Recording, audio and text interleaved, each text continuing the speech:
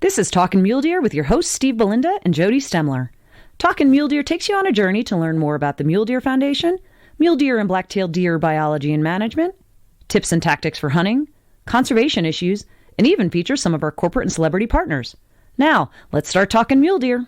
Hey, this is Talkin' Mule Deer. I'm Jody Stemler. And I'm Steve Belinda, and today we have with us someone I've looked up to for a long time. It's Becky Humphreys, President and CEO of National Wild Turkey Federation. Becky, thank you for being here. Oh, my pleasure. It's great to be here. As a woman in the industry, it's a real pleasure to see someone like you rise to the level that you have at a state fish and wildlife agency and now at Turkey Federation. Can you tell us a little bit about your background in wildlife and where you come from? I sure can. Well, I'm a Michigander. Was born Is that there. a real term, a Michigander? You bet it is. It is the official term for people from Michigan. So, well, I'm familiar with the Yoopers, which is the UPers, right? Yeah. Okay, I just didn't know what. And all the people downstate are trolls below the bridge. Below the bridge, got it? Okay. So, no, I'm from Michigan, was raised there, and wound up, after I got out of school, I'm a wildlife biologist by training. And after I got out of school, and I went back and worked for Fish and Wildlife Service, actually, for a while, and then made the switch and went back to the state agency. It was a great fit for me, and I loved it, and I had a 32-year career there. I worked as a field biologist for years and years and loved challenge, and ultimately that was my undoing. I wound up going into management. And, Is that always the way? Yeah. So eventually I wound up working my way up to director of the organization. Never desired that. I'll be the first to tell you. I had this dream that I was going to be a field biologist and work all over the country in really cool places. And I still have. But it was really a lot of fun, eventually becoming the director of the agency. And actually, when I was there in that role, the governor eliminated 2 other departments. So I had not only DNR, but I had the environmental the last year, and I had history, arts, and libraries. Oh, my goodness. So very different. It was an incredible mix, and it was really fun working on really cool, relevant challenges and how we could use natural resources to move the economy forward, but also to be relevant in people's lives.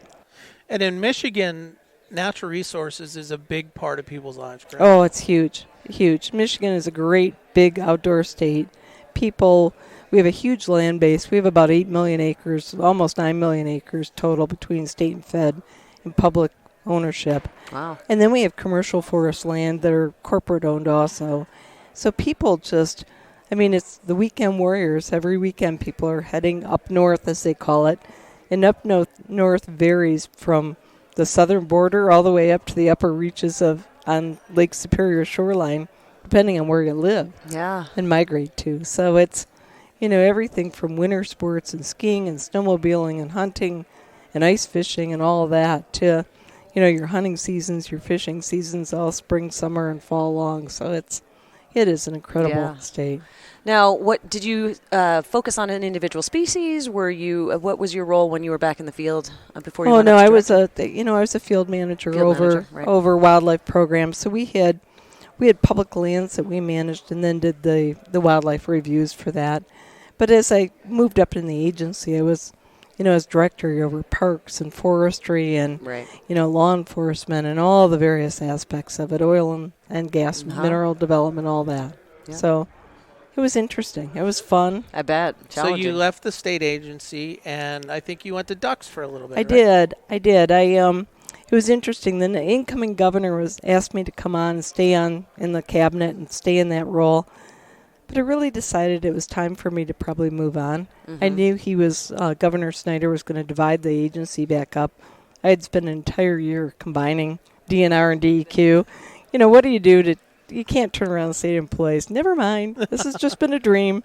So I wound up going into nonprofit at DU and loved it. I got to say, Dale Hall had been a good friend. We'd worked on wolf issues. I'd known him for a long time. And when Dale knew I was considering it, he planted a pretty big seed in my brain, in my psyche, to think about going to Ducks Unlimited. Tremendous people, tremendous mission. And I worked for them for 3 years. And that out of there, would that be their Midwest regional office or Yeah, it something? was it was what they called the Great Lakes region. It was Yep. 21 states, though, Okay. so it was almost half the country, not geographically, but a number of states. And really, really enjoyed it. And to be honest with you, I could have easily stayed there and enjoyed my time, but turkeys came to me, and I've always been an avid turkey hunter, but I really love the mission of the National Wild Turkey Federation. They were an organization that not only restored the wild turkey, but they were all about hunting heritage. And they saw the connection of people as part of conservation. And that has always been my philosophy. It was as an agency director also that people are part of that solution out there. Have to be, absolutely. That's right. So when would that have been that you made the switch over to National Wild Turkey Federation? Oh, let's see. It would have been about 7 years ago now. Okay, wow. So, Becky, I spent 16 years as a federal biologist, and when I left to the nonprofit world, I found out there was a lot to learn coming off being a bureaucrat, looking at things through a very agency-oriented lens, to looking at it through an advocacy or the other side. Is there anything in that jump that you made that really surprised you? Well, no, I mean, to some degree. I managed when I was director in Michigan. We were going through an economic downturn, and when the auto industry doesn't do well in Michigan, the economy tanks. I mean, that's a one-trick pony, unfortunately. And so as a result of that, we had really been looking and moving to non-taxpayer support. So during my tenure, we lost all of our general fund support for our state park system, which Wow. was large. And quite frankly, it was big land bases that were set up with camping as part of it. But we wound up thinking about ways that you could creatively lower the cost, make it more accessible to people, and get better funding to support it. So we had already been doing a lot of that. We managed our state forest system in Michigan off timber sale proceeds. So the only general fund we got was for fire suppression. And so we were already looking at ways that you could creatively help move it forward to have not a user pay model, but more importantly, a model that was self-sustaining, that people valued, and that was really performing a service for the state. And so making that jump was probably a little easier for me, having come off that job. If I hadn't had those financial challenges, I probably wouldn't have been nearly as good coming in the nonprofit world. What I learned is oftentimes your nonprofit partners are your biggest advocates and allies. They are. And unfortunately, we don't see that sometimes because there are things we do and we all disagree on how we do them, where we focus. But really, when you think about conservation and what we have to be doing, it's often said we all ought to be pulling in the same direction on the same rope. And that really, to me, it really became apparent when I jumped to the nonprofit world. And having been out now for about as long as I was in as a Fed, it really is more important today, given the things you said, the user pay model being challenged because declining numbers, more and more, let's just say, harder ways to get funding to do what we need to do in conservation. Yeah, well, there's been a huge change during my career between government-funded conservation to private-funded conservation, and that relationship between the nonprofits and government has built over time. We in NWTF try and be the best partner of our state and federal agencies to help them really do great active management and keep people engaged in outdoor recreation. And so it's about figuring out what agencies either cannot do or don't do well and helping fill those gaps to really do it well for all of us. Absolutely. So that you guys have an initiative called Save the Habitat, Save the Hunt, and it's kind of a two-pronged. And I'd like to, talking about the active forest management, the one side is Save the Habitat. That's right. And the other is Save the Hunt, which is your R3 effort. So we'll save the hunt part to it. But talking about active forest management, active habitat management, what does that mean? Tell us how, and groups like Mule Deer Foundation and Turkey Federation are working on that. Well, we've unfortunately taken fire off the landscape, and I mean that unfortunately with all the wildfires we've seen. Some people might not think that fire is a good thing, but a lot of these habitats are fire-driven habitats. Sometimes the species need fire in order to open up the cones and revegetate that area. Sometimes it just needs to clear away the fuel load and the debris that was there. And so as Smokey the Bear has become the mantra of saving the forest, we've taken those small, cooler fires that were routinely moving through forests, moving that woody fuel debris into organics into the soil, and now we're saving all that fuel load, and we're having these huge, Massive devastating fires that not only do they burn the trees and the debris, but they wind up, they crown and they kill off trees, so then you have standing dead timber that can be hazardous, and you got to go in there and remove it, or people really, on a good windy day a few years off after a burn is not a place where you want to be. No.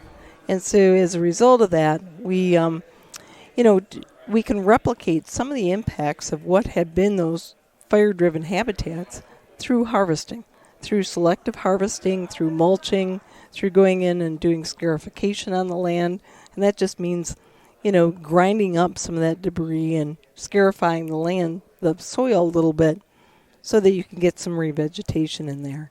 So it's about going in and manipulating through treatment to replicate what had been once Mother Nature's way of dealing with that. Leaving it alone doesn't work. Leaving it alone does not work. And, the people don't realize this, but one of the places in this country on landscapes that we are so in need of is early young forests. There are a number of species, and they're not just game species. Golden-winged warblers are one of them. There's a whole range of species that are so dependent on young forests, and we don't have as many of them today as we used to. Right. So yes, golden-winged warblers, but for our hunters in there, it's also ruffed grouse. You got it. And it's woodcock, and there's a number of other species as well. Deer. White-tailed deer. White-tailed deer. Appreciate Elk. that edge, yep. A lot That's of right. folks don't know there's elk in Michigan, That's right. And the other part of it that people don't realize is when we start talking about carbon and the rest of it, those young forests, they tie up a tremendous amount of carbon. And so as we start talking about dealing with the effects of climate and the rest of it, those are really, really important to get those carbon sinks on the landscape and to tie up that carbon. And with proper management, we can grow it up, use it for mass timber building, use it in our structures, and we're saving that carbon. We're not releasing it into the atmosphere. Well, so we at the Mule Deer Foundation, and I know you guys do this, we work in the stewardship program with the U.S. Forest Service and the BLM. I know you guys have done a lot of work in that. You've just rolled out a new initiative in Colorado for the Rocky Mountain region. Tell us a little bit about what turkeys, where they're working, what this new initiative is. Yeah, I'll tell you, first it grew out of some conversations that the chief of the Forest Service and I had. Which happens to be another woman. It does. And another wonderful woman, Becky yes. Christensen is a great chief of the Forest Service. And Becky and I had some conversations about as hard as we are working and as hard as they are working. And, we were their first partner on stewardship. We're usually one of the top 10 timber buyers in the nation. We were just fourth just a few years ago. Wow. We don't own a mill. We don't do any wood products. We are just doing that through stewardship contracting. So when you think about that scale and then what they're doing, to be honest with you, we are not moving the needle nearly fast enough or hard enough to make a difference on some of these landscapes that are so overgrown. So we sat down together and said, okay, what are we going to do? We got to scale up our work and do a much larger scale if we're going to really move the needle and be successful. And so out of that, we decided to start a pilot project. The Rocky Mountain Initiative is one of those, where we're pulling partners together to try and work at a much broader scale to get this intensive work done. Okay, so that's the Rocky Mountain Restoration Initiative, which actually I'm participating on in the state of Colorado. And the vision of that was to bring together a bunch of partners of traditional wildlife organizations, water, right. so the water providers, a number of local communities, the DNR in the state. There's a shared stewardship agreement with the Colorado Department of Natural Resources. And that partnership evaluated where there were the highest risks, or the areas where a wildfire and wildlife habitat and all of the different uses, water interests. That's right. And came up with a series of focal areas. And then we proceeded through a process of evaluating some project ideas, some concepts. And the idea was to pick one that would become a showcase. And that decision was made recently. It was. And it was chosen that the southwest region of Colorado, around Durango, in that area. That's on the San Juan, right? It's on the San Juan. And that happens to be one of the state's most important migration corridors for mule deer in that area, on the eastern part of that as well. So it's a priority area for us as well. So it's kind of neat that all of these players are coming together, from Turkeys and Mule Deer Foundation and the state and others, to start to target resources to one area to see if you can move the needle. Well, and it was by design. I challenged Becky to do a lot more on the landscape and become more active in management. She challenged me to bring a lot more partners to the table. And so it's really going to take all of us working at landscape level to move the needle. Absolutely. And the forest, the national forest down there is very excited about this opportunity. I know. And I think they're going to be hitting the ground running here in 2020. And it's just going to expand over the next 5 years. I think it's something like $5 million a year. Is it $50 million total, I think, or something like that? Yeah, it's $50 million. Yeah. Over the course of several years, to try to dedicate. And that's partnership of different groups working together. But it'll be interesting to watch how that comes together and how those partnerships and collaboratives can function on stewardship. Well, and it's come together a lot during this first year. So it's, it's not one of those things that we're talking about and spending decades planning. It's, the rubber is meeting the road right now. Yeah, so it's running quick. Yeah. What I like about it is it dovetails nicely with a lot of other things we're doing in the Rocky Mountains right now. Migration Initiative, some of the funding that we're getting through the National Fish and Wildlife Foundation, some of the funding we're seeing from the agencies for Secretary Order 3362, you can start to prioritize the landscapes. That's right. And one of the things I often say is, if you don't prioritize something, nothing's a priority, because we never will have enough resources to work on everything. So we have to prioritize those areas that we can have the biggest conservation impact. And random acts of conservation don't work. They don't. And they don't. do. They make you feel good in that spot, but in the big picture, they're not really moving the needle. We all love having projects in our backyard. But the key is, if we really want to move the needle on these big landscapes in the headwaters of some of our most important water sources in the country, on these really important forests, we got to be landscape level. And we can pull in people like you've mentioned, plus like the Gates Foundation is involved in this from our standpoint. I mean, it's just been remarkable, the kind of partners you can pull in and how you can leverage funding. Yep, and it is. It's wildlife, it's water, it's recreation, it's the forest resources. There's a number of different factors that are being brought in, and all of those players in the community in Colorado have been involved and engaged in the process. So it's neat to see. It's going to be exciting to watch that roll out over the next. I think we're going to be going to Durango a little bit later in the spring to see. What a shame. It's just such a beautiful area. Yeah. Leave your fly rod at home. Yeah. You wouldn't want to spoil it by going out there and partaking, huh? Yeah. Well, one of your employees down in that part of the world is someone that we know very well, Pat Dorsey. And, that was a great hire on your part. We were sad to see her leave CPW, but we're really happy she landed with Turkeys, because we've already got that great relationship. We know what a quality hand she is, and plus you get to go down into that part of the world and see things in action and make a difference. Yeah. Oftentimes we do things and we never see the output. On restoration and stewardship, you're seeing an immediate benefit, even though the full benefits may not be known for a long time. You're actually seeing a forest get thinned. You're seeing sunlight come back. You see that regrowth of vegetation at the ground floor, wildlife back using it, That's right. hunters That's being right. successful. Hopefully reduced fires. Yeah.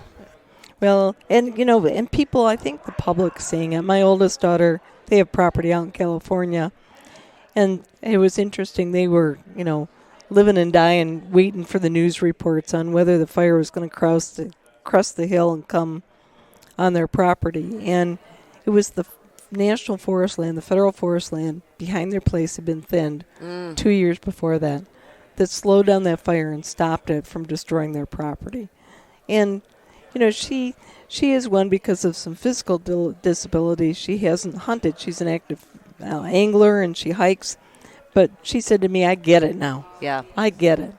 And that's the interesting part, is this social buy-in that's going on. There's a lot more people who understand. When you see a campfire that came down into Paradise in California, and others of these big ones that are affecting communities, devastating them, there's a lot more understanding that we do need to do something, and that the doing something doesn't mean that you're going to sit on your hands and wait when till the fire's actually there. You have to be proactive, and hopefully in seeing that a fire is getting slowed down. We've seen a couple of those in Colorado as well. There was one up in Summit County a year or so ago where there had been treatments done, and there's a high beetle kill area there, a lot of standing dead timber. But they had worked on it. They'd been proactively working in the communities, and it definitely made an impact on the houses there that they were able to save. So.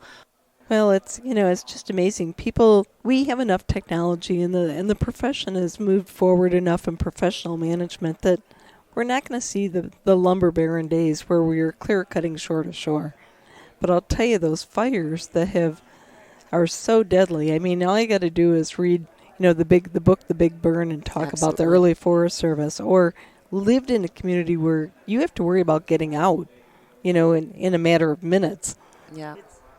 Well, and forest products are a big deal to a lot of small communities, too. They're jobs. That's actually something they're talking about, is trying to ensure that they've got enough young people who are going to be foresters or technicians in the field or helping on the cuts. Or log truck drivers. Yep. I mean, that is part of a rural economy. Those fuel a rural economy. We look at that as a local jobs program, a local economy boost. In some ways, we've been, hamstrung by our own ecological knowledge on this. We threw out Watershed Health and all the cycle of nature in that, and we allowed someone that just didn't like cutting big beautiful trees to stop all of that in its tracks. And so getting back to a simple message that we can make things better for wildlife by being active, we should be able to take that to, this is all about watershed health. It's not about turkey habitat or mule deer habitat. No. This is about taking care of the land. That's right. And the turkeys and the mule deer will come too. Exactly. A friend of mine says oftentimes wildlife is a dividend of good stewardship. It's, when you look at the Farm Bill programs and that, we often call them wildlife programs, but they're really healthy ecosystem programs. That's right. Land stewardship. One of the cool things I got to see when I was in Michigan, we have a series of photographs that are taken every 10 years at the same spot on state forest land. And they are so cool, and so many people don't realize that a forest, we've had people come and testify before the commission that we couldn't do a clear cut because we were going to cut down virgin timber forest. Well, it wasn't even second growth timber. It had been, logged over enough times, but they didn't realize that they had moved in there, and they didn't realize the short rotation of some of those stands. And so they think you're destroying the forest forever, when in fact, we have places where the fires that burned across parts of Michigan burned all the topsoil off, and you don't get the same seed bank back in. And that's true with these western fires, too. They're destroying the topsoil. My family and I drove through Deckers down to Woodland Park past the Hayman Fire, which is the biggest fire that was in Colorado history. It is still very obvious, and that was 10 or 12 years ago, something like that. My wife was on that fire in an engine, so it's longer than that. It's been a while, and it's still barren. It burned so hot, and it is still burned all the organic material, so all you're left with are minerals, low soil fertility minerals. I know they've planted in there and tried, but they're not regrowing well because there's just not a lot of fertility there. And so, and in the West, it's drier, and your growth seasons are. Takes a lot longer to restore. So the other part of Save the Habitat, Save the Hunt is the recruitment, retention, and reactivation. And you and I have talked about this quite a bit. I've interviewed you for several articles. Tell us a little bit about your efforts on recruiting new hunters. And I know you have a number of coordinators that you co-pay for in state agencies. We do. We have been involved. I personally have been involved in this effort for recruitment and retention. We helped form the Council to Advance Hunting and Shooting Sports 11 years ago now. And out of that was, we needed to better understand what were the barriers, but then we have to take an active role and help really rebuild the ranks of hunters out there. And so we have partnered with a number of the state agencies to put R3 coordinators. R3 stands for Recruitment, Retention, Reactivation. And our job is to come in there and help those state agencies and put on programs with the other nonprofits so that we can introduce people to the outdoors and get them to a point where they can eventually become mentors themselves and have a self-sustaining model out there of hunter recruitment and retention. I love the story about Johanna in Ohio. Oh, so this is a young woman who's your R3 coordinator there, but tell a little bit about her, because I've talked to you about her a number of times. Oh, she is a delightful individual, but she was a person that was she came from a single parent family. She was adopted. She's of Asian descent, but anyhow, she came from a background in a single parent family where her mother, who raised her, did not believe in guns. And so she had the opportunity to get involved in hunting and go out on her first hunt and be mentored. And now she has taken that to the point where she was a graduate student who studied these R3 efforts under Jordan Pusateri Burroughs at Michigan State. And then she came to work for us as a R3 coordinator and is in Ohio now and perpetuating it. She is delightful. She is wonderful. And she understands, she doesn't use all the buzzwords because she wasn't raised. A lot of times I find in conservation we talk in twin speak almost, We are so close. We use the same language and connotations, and we can complete each other's sentences. But we've got to get to the point where we are more diverse, we're more open, and we're also talking to people in a language that they understand. And so she's been delightful. That's great. But we need to see more of that. Absolutely. I help with Conservation Leaders for Tomorrow, and every time I go teach, I get inspired by the people that the agencies and organizations send, because they're not just like us. No. And you learn so much about people coming up from different backgrounds, different cultures, different attitudes, and more importantly, different vocabulary. Well, and it's intimidating when you work in the natural resource field and you don't come from that background too. Not only is it intimidating for people who don't come from that background, that don't work in the field, but in our department we started having field days to teach people how to go out and fish and camp and hunt and trap. Unless somebody asks you to go do it, you feel kind of silly when you are working amongst other professionals, and you might be a forester and be a great forester, but if you don't know how to tie a fly, you don't know how to gut a deer, it can be intimidating to ask. Absolutely. Well, so rather making it easier, we make it harder at times just because of who we are. We do. So you set some pretty lofty goals for the Save the Habitat, Save the Hunt. Oh, we have, and you're kicking them. Oh, we are kicking them. We've exceeded. We set a goal of 4 million acres of acres conserved, and that's our last one to really achieve. We'll probably achieve it this year, knock on wood, if everything goes as planned. We also wanted to create, and create a number of hunters, 1.5 million hunters. Wow. And we've already achieved that, and we're still continuing forward. Just because we achieved it, we didn't stop.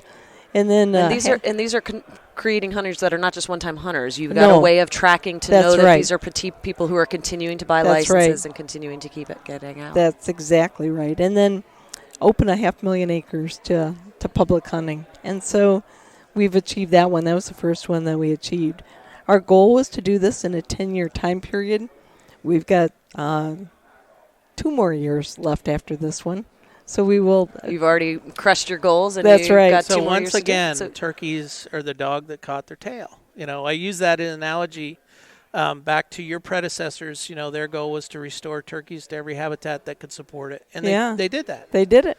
And now they've moved on to the habitat, the R3. So what's next? What are the big challenges for you and for Turkey Federation? I know that there are some states now that turkeys are on the decline. Yeah, and that's important to us. I mean, we're reinvesting in research along with the states to really better understand some of the changes that we're seeing. I'd like to say it's a simple fix out there, but quite clearly there's enough going on in the landscape that we're probably seeing multiple things that are occurring.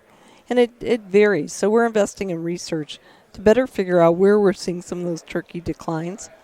In some cases, the habitat might have declined to the point where we can no longer support that number of turkeys. But we don't know that, and we want to be able to support robust, healthy populations where we can. So we're investing heavily in the turkeys. We're investing heavily in the habitat. We're investing heavily in creating that next generation of hunters. And we're investing in ourselves, too, because as a company, we've got to be out there and current and readily accessible. The marketplace has changed so much. Yeah, I was amazed when I went to the nonprofit world. You asked what surprises there were. Probably the most surprising surprise I had was I had replaced an operating system in state government, and I went to Ducks Unlimited, and it was their operating system. Okay, so they replaced it. I came to turkeys. Same operating Same operating system. So we are now replacing it. I replaced it in state government 19 years ago. Goodness. And so, it has always been the mantra of nonprofits to invest every dollar into whatever their mission is, but we've got to be more efficient, more effective, and we've got to use modern technology to do it. And we've got to resonate with a broader audience. So it's not just the traditional members, but we look more like society in America, and that we pull those people in. Excellent. Well, we really appreciate the time you've given to us. We really appreciate working with you. You guys, Turkey Federation, Mule Deer Foundation, a number of the partners have been great friends and accomplished an awful lot together. So we're honored to have you here. Thank you. And My sitting pleasure. down and telling us about what you're up to. Thank you for the time. Yeah, Becky, I'll continue to look up for you. I thank you for your leadership. And as we move forward, let's keep on. Let's keep pushing. We've got a lot of great work to do, yeah. And we're excited to do it. Yeah, outstanding. Well, thank you so much, Becky. Thank you. Till next time, this is Jody Stemler. And I'm Steve Belinda, and thank you for talking mule deer. Thanks for talking mule deer with Steve Belinda and Jody Stemler. The Mule Deer Foundation is the only conservation group in North America dedicated to restoring, improving, and protecting mule deer and black-tailed deer and their habitat. MDF is a strong voice for hunters in access, wildlife management, and conservation policy issues. To find out more, visit www.muledeer.org and stay tuned for the next episode of Talkin' Mule Deer.